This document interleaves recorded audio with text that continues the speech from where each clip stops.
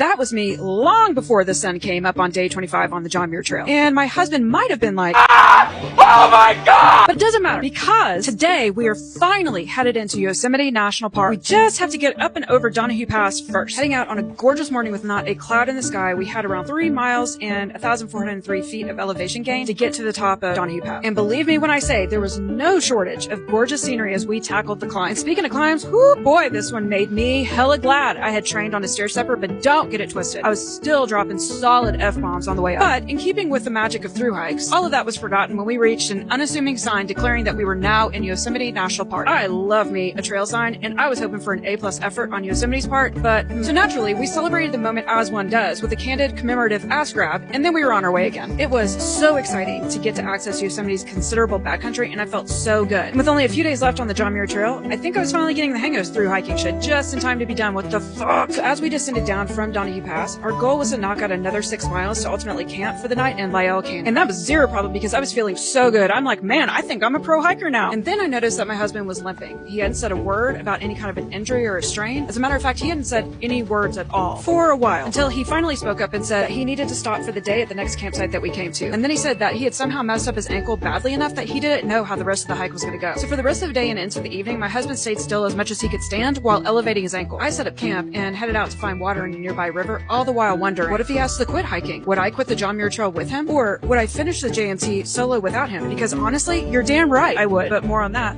later.